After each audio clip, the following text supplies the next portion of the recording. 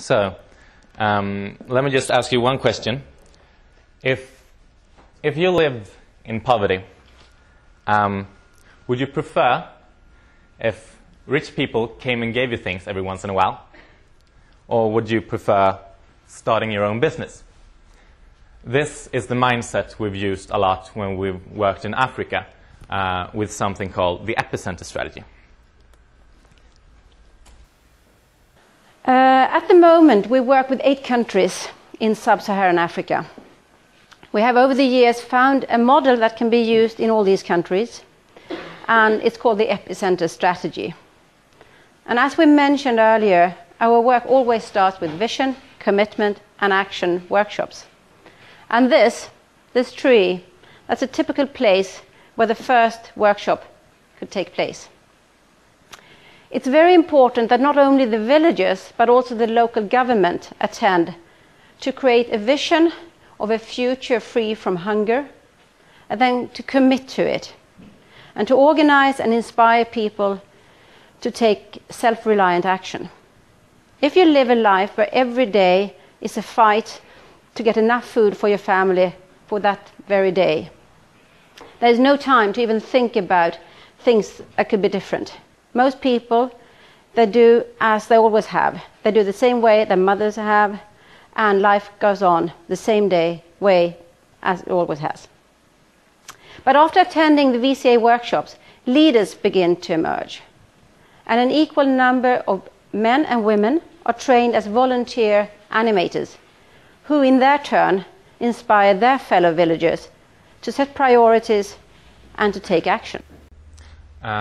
Let me just say one thing there. To get an understanding of why this continues generation after generation, think of how it feels to be hungry. When you're hungry, most often the only thing you can think about is the next meal. You can't concentrate.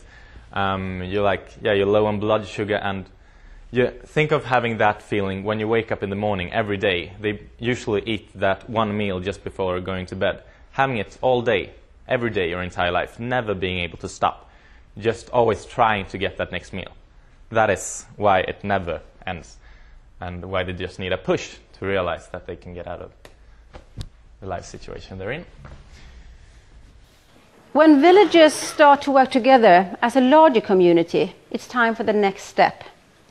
They elect an epicenter committee with equal number of men and women, and together they build the epicenter building.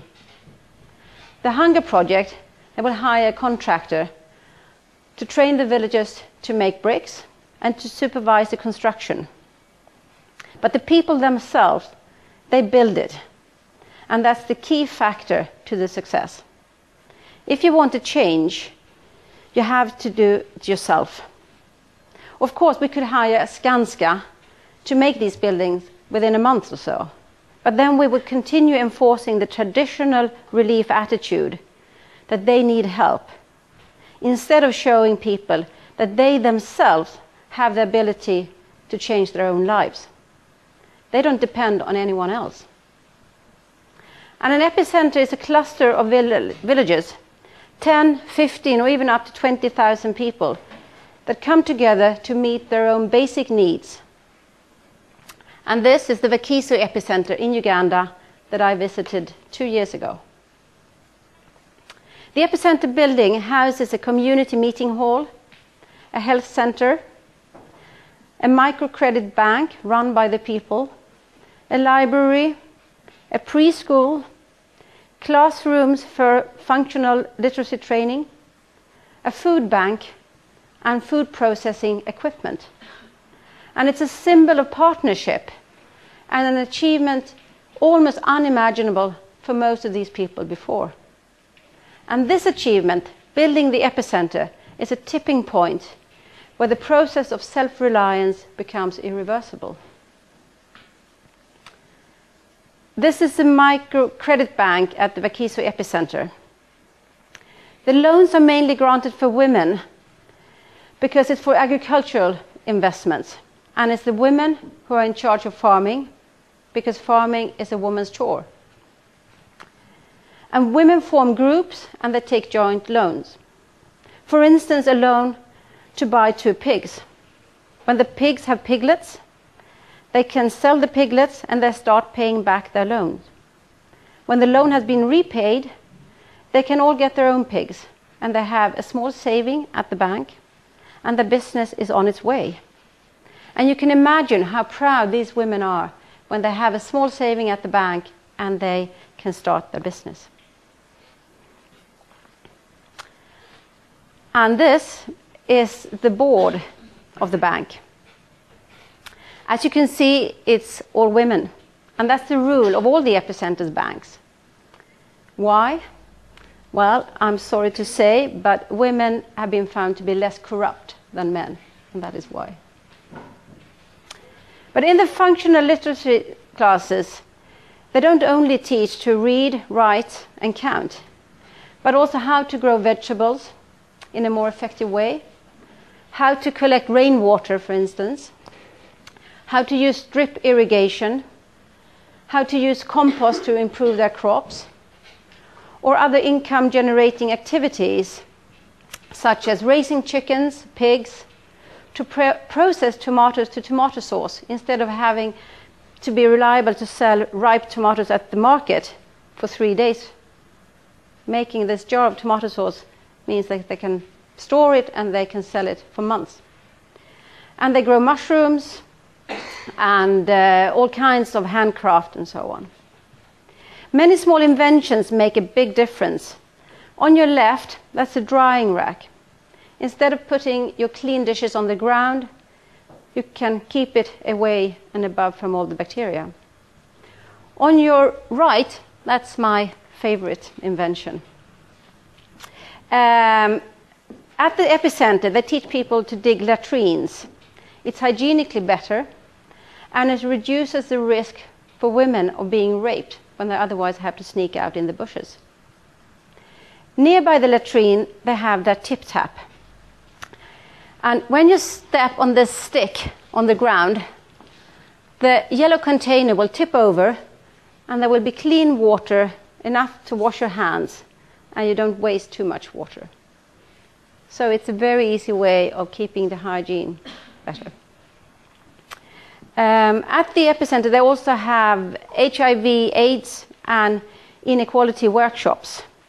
They train the local birth attendants and midwives, and for instance, in the importance of using soap, so they learn how to make soap.